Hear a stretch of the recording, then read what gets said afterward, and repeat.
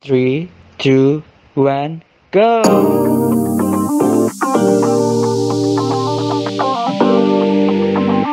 Apa tadi KTTA ya? Bisa dibantah karena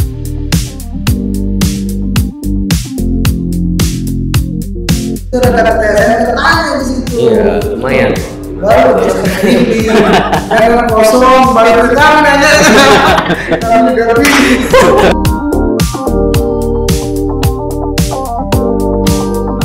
3% kayaknya sudah banyak ya.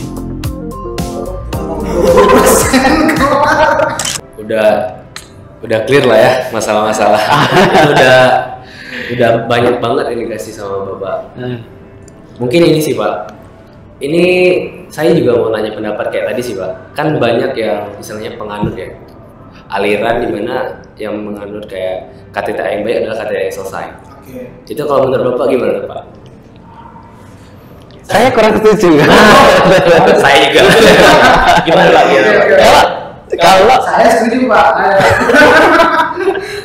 kalau motonya KTTA yang baik ada KTTA yang selesai kan nanti ya asal jadi asal jadi ya jadi kayak gitu. Penting selesai dulu. Nah, selesai dulu. Makanya Revisi dulu. itu sih ya saya tergantung dosanya juga sih ya. Ya, Nanti, silakan. tergantung dosanya. Kalau dari saya sih saya nggak setuju ya dengan prinsip asal selesai gitu saya nggak setuju. Selesai tapi emang betul kan Pak ya, penelitian yang baik penelitian yang selesai betul itu kan Pak ya. Penelitian yang baik adalah penelitian yang selesai. Ayo. Belum tentu.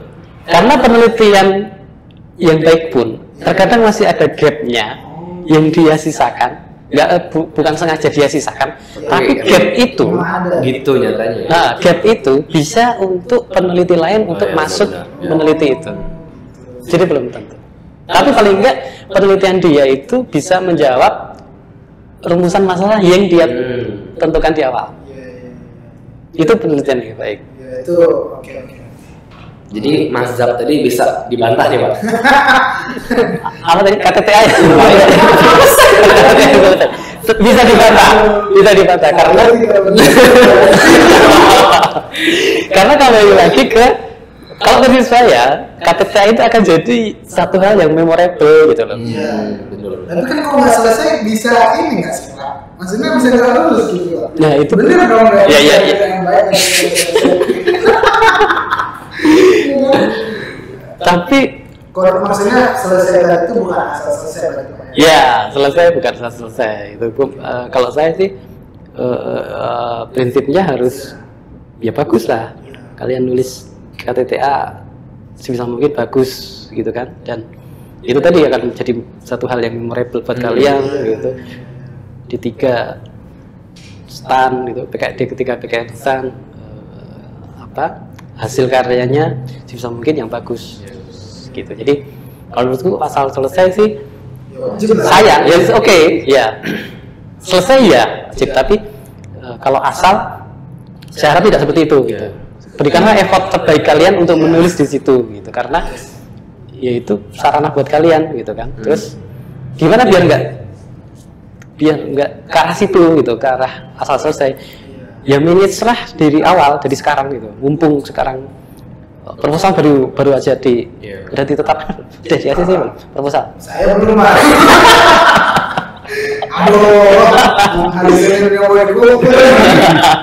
Ya itu dari awal setelah proposal di ACC tetapkanlah langkah kalian sampai ke Mei atau Juni nanti itu kalian mau ngapain gitu, jelas gitu ya, kalian mau ngapain aja itu jelas dan terukur gitu kan, biar nggak bingung nanti. Mungkin nanti di bulan ini saya harus selesai dapat data Yang di proposal tadi Pak ya. itu sebisa mungkin. Nah di jadwal kalian yang sudah kalian susun sebisa mungkin itu dipenuhin gitu.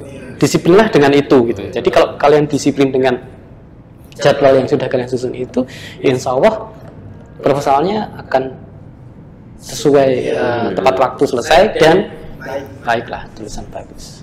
Juga tetap harus minta arahan dari dosen pembimbing juga ya. Itu Pak, maksudnya apa ya? Oh, kirain mau roasting tadi. Bukan maksudnya kalau minta arahan dari dosen pembimbing. Kadang-kadang kami tuh takut Pak. Nah, sesimpel kayak ini bener nggak? Maksudnya kayak apa nggak sih Pak? Kayak kita nulis gini, saya mau ngajarin gitu. Kadang-kadang kita kayak mungkin takut atau malu atau gimana gitu Pak. Itu nggak tahu ya Pak, gimana caranya Pak? Karena juga dosbinya juga slow race Pak. Nah, gimana? Nah ini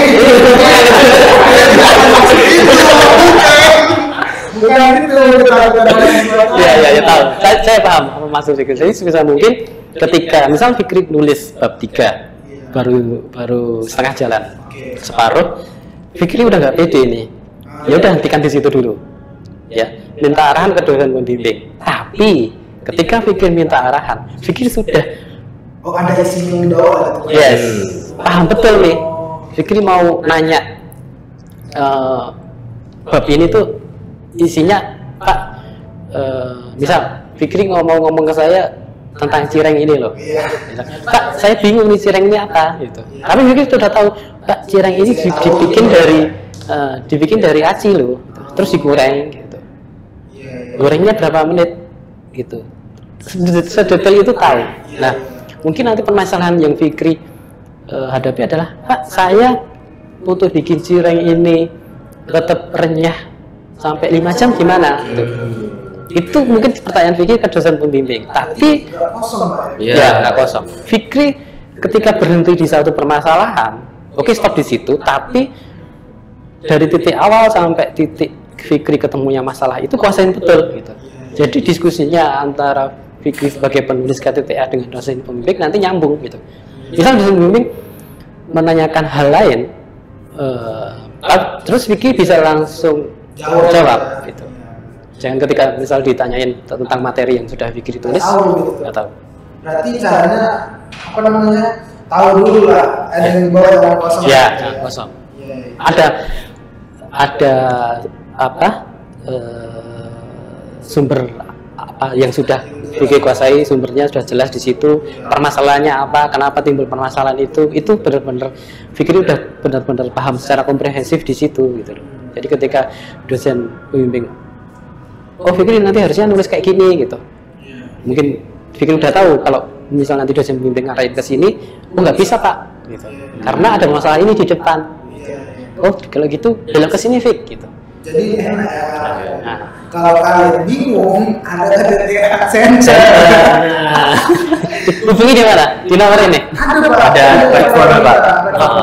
Jadi kita setiap Senin, Rabu, dan Jumat itu ada KTTA Center, tanya di situ. Iya, lumayan. Baru bisa pilih, jangan kosong, baru ke kami nanya. Kami juga pilih.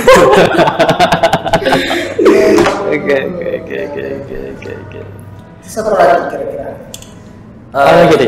Ini sih Pak, mungkin selain KTTA itu untuk syarat lulusan, untuk mendorong apa ya? Untuk mendorong mahasiswa biar semangat nulis. Kalau dari STAN sendiri ada nggak sih Pak insentif untuk? Maksud insentif di sini bukan materi, bukan uang gitu ya? Mungkin kalau di kampus lain kan lembaga bisa, kampus dia bisa ngebantu mahasiswa untuk penelitiannya jadi paper untuk dipublikasiin. Untuk di STAN ada nggak sih Pak? Terus terang saya nggak tahu. Saya kurang tahu dengan kalau ada kebijakan lembaga untuk mengangkat dari KTTA jadi penelitian, saya terus terang kurang tahu ya, karena itu kebijakan lembaga. Tapi saya harap kalian jangan berkecil hati. Kalau memang kalian punya modal tulisan bagus, carilah semacam lembaga publikasi di luar. Gimana tuh Pak? Nah, simpanlah tulisan kalian itu, ya tulisan kalian. Kalian bisa, misal googling aja deh. Terkadang ada call for papers itu, apply aja, submit. Jangan berkecil hati ketika ditolak. Saya juga pernah ditolak, papernya ditulis, paper saya ditolak itu. Rumah aja, berarti ada yang menarik ini di tulisan saya gitu. Tapi jadi evaluasi, seperti itu jadi evaluasi gitu. Nah, kalau dari sisi lembaga saya nggak tahu ya, terus terang saya nggak tahu. Tapi jangan berkecil hati, misal kalian memang ingin punya niatan untuk mempublikasikan tulisan kalian, ikutlah seperti tadi, kalau ada pengumuman call for papers itu apply saja, submit saja, gitu. Syukur-syukur apa yang kalian peroleh seperti apa yang saya peroleh tadi. Tapi harus hati-hati. Saya ingatkan hati-hati karena kalian pernah dengar ini apa? Paper yang ini apa sih namanya? Lupa aku. Papernya nggak bagus Pak atau menyesatkan? Ini Plagiat atau Predator Journal. gimana Pak? Nah, ada istilahnya Predator Journal, ya. Itu saya rasa sudah ada di Indonesia juga. Maksudnya ada lembaga-lembaga di Indonesia yang seperti itu. Jadi kebanyakan sih yang Dia asal masukin jurnal gitu Pak? Yes. Oh. Jadi Predator Journal itu maksudnya ada lembaga dari luar negeri itu biasanya menyasar mahasiswa yang baru lulus. Mereka tahu mahasiswa baru lulus itu ada produknya, katakanlah KTT tulisan lah. Ya, itu kalian tiba-tiba nanti ketika mungkin kalian sudah upload di katakanlah kalian ikut call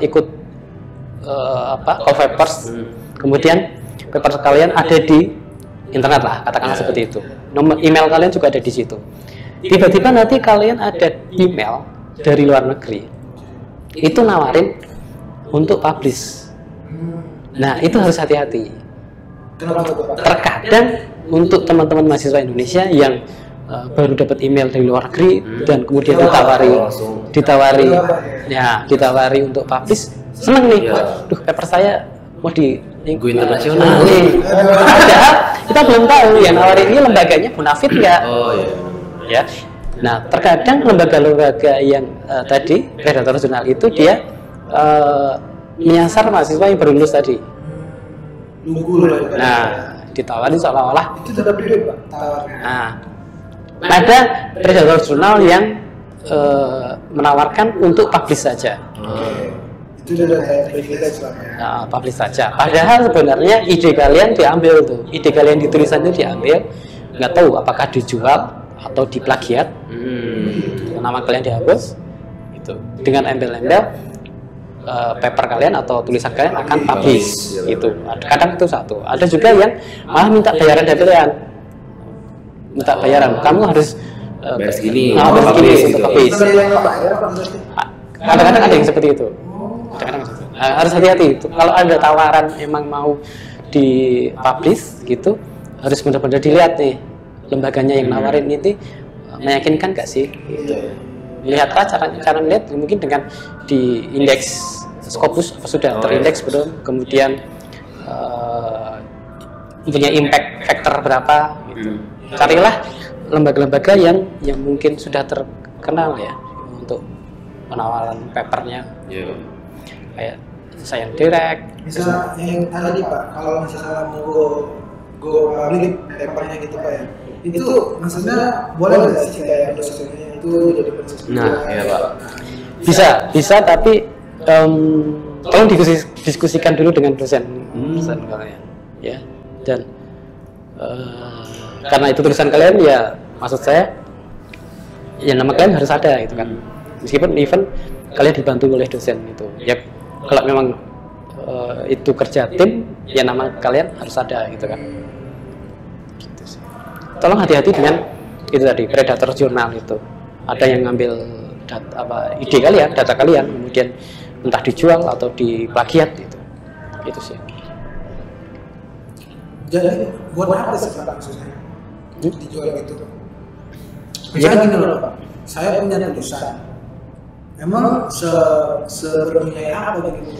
Bisa saja, siapa tahu di negara mana itu entah berantah yang jual jasa skripsi bisa, ataupun untuk database mereka dikumpulin gitu kan, bisa kan? Oke, maksud kalau misalnya gini Pak, misalnya gini, saya punya banyak penelitian gitu, itu impactnya saya apa? Oke, kalau tadi kan Bapak ada call for paper, itu kan diundang kan ya kan. Nah kalau misalnya saya punya arsip, ibaratnya saya punya arsip penelitian, saya punya arsip paper, itu impact ke saya itu apa gitu? Benefit yang saya harapkan atau apa yang kita bisa dapat selain tadi lah ya, selain yang kita bisa tulis dengan baik, kira-kira apa? Dan tambahannya mungkin paper tadi sudah publish ya. Ya, maksud saya apa bisa. Ya nama si penulis itu akan ya terkenal di Google Scholar dan akan sering Disitasi. disitasi. Bayangin orang sitasi Fikri ngomong 2000. Gitu, itu kan terkenal. Apa namanya membantu mengembangkan pengetahuan. Ya, karena itu tadi mungkin peneliti di Indonesia masih kurang banyak ya. Ya dari kalian lah nanti yang akan jadi peneliti gitu kan. Iya, tempatnya first class sih Pak saya.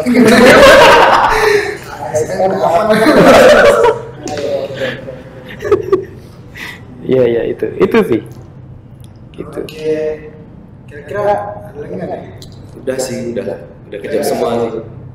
Masih saya nggak Pak? Yang kalau overall recapnya mungkin yang saya perlu ingatkan adalah tolong hati-hati dengan plagiat.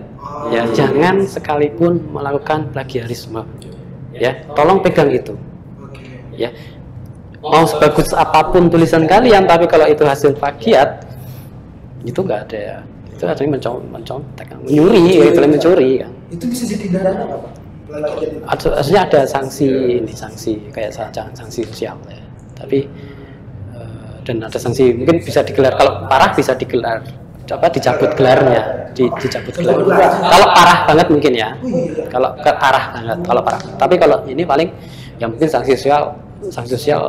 Oh ini ternyata penelitiannya ya, kan banyak di Indonesia, ada googling aja, ada berita-berita di Indonesia yang kayak apa ghost writer gitu kan, tapi dianggap tulisan dia. Ada kasus di Indonesia seperti itu. Ya tolong hati-hati dengan satu plagiarisme, jangan sekalipun plagiat. Kalau pengen, nah biar hati-hati, sebisa mungkin kalian mungkin sudah diajarin dengan paraphrase. Gunakanlah ilmu paraphrase itu. Ya, paraphrase itu akan berguna, bahkan mungkin sampai kalian mungkin S3 akan sangat berguna gitu. Kalau kalian bisa paraphrase itu, ilmu itu akan tetap dipakai gitu. Memparaphrase suatu tulisan orang lain itu sangat berguna gitu. Tapi itu tetap tapi tetap ada referensinya kan. Sama kalau kalian pengen meniru penelitian orang lain, sekali lagi jangan plagiat, tapi mungkin bisa replika. Replika itu mungkin temanya sama mungkin, tapi mungkin objeknya beda, lebih gede, jangka waktunya, time seriesnya mungkin lebih panjang atau lebih pendek. Bikinlah replika. Replika pun harus tetap mereverse ke paper yang awal tadi kan. Jadi tolong hati-hati betul dengan tadi plagiarisme. Jangan sekalipun melakukan plagiarisme. Menurut saya itu. Kalau mau tetap harus referensi, kemudian cara referensi tadi harus paraphrase.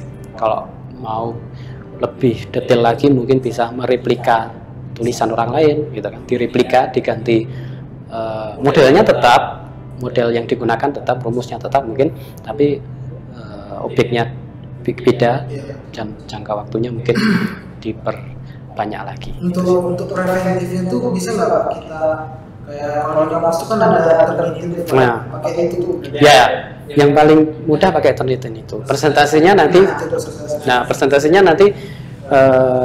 tolong diskusikan dengan pihak STAN, karena yang menentukan itu pihak STAN, karena beda-beda nih antara level D3, S1, S2, S3 itu persentasenya ada standar kan Pak?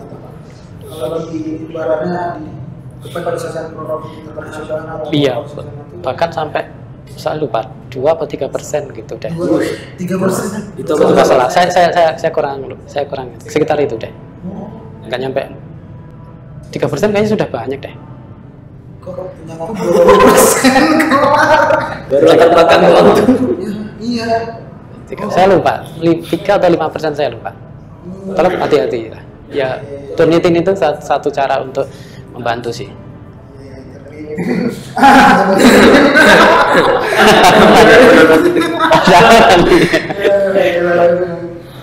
Gitu sih. Itu saran saya. Oke. Ada lagi Pak? Kira-kira Pak? Saran saya itu sih, kemudian karena ini masih awal, tolong tetap dijaga semangatnya untuk nulis sampai nanti bulan Mei, dikumpulin bulan Juni kan KTT-nya. PKL bisa. Nah, di tengah-tengah penulisan akan banyak apa ya, kesibukan kalian bertambah. Ada selain PKL, ada tetap kuliah online tetap ada, kemudian tugas-tugas mungkin tetap masih ada juga, ya kan, tugas-tugas kuliah. Kemudian UTS, UAS juga masih ada. Oke. Itu semoga kalian tetap semangat aja deh ya, tetap semangat, tetap sehat-sehat terus sampai nanti lulus bisa wisuda Amin. tahun ini 2021. Kemudian jangan lupa terus berdoa deh ya, semoga tetap sehat di masa seperti ini. Semoga pandemi juga terus tetap cepat berakhir pandeminya, kalian tetap sehat, tetap semangat. Sukses KTTA-nya bisa wisuda tahun ini. Amin amin Pak. Mungkin itu. Oke, makasih banyak Pak Indro atas sharingnya, banyak yang ini juga lah membuat saya berpikir dua kali Untuk menulis kan. Oh, bisa saya pertimbangkan lagi. Nggak Pak ASN naik first. Kalau mengatakan prediksi Itu plusnya, itu bonusnya lah ya. Tapi dari sisi dulu kan. ya, bonus lainnya kan kalian terkenal gitu. Nama kalian kalau di googling itu ada Fikri gitu kan, muncul gitu kan. Thank you Pak ASN. Oke. tutup lah. Oh iya, thank you atas sharingnya, semoga bermanfaat semuanya. Amin. Mudah-mudahan kita bisa sharing lagi Pak ke depan. Siap. Terkait pemeriksaan. Iya. Nanti ada topik lain lagi mana lagi bisa. Oke, thank you. Salam warahmatullahi wabarakatuh. Waalaikumsalam. Sampai jumpa di podcast selanjutnya. Terima kasih.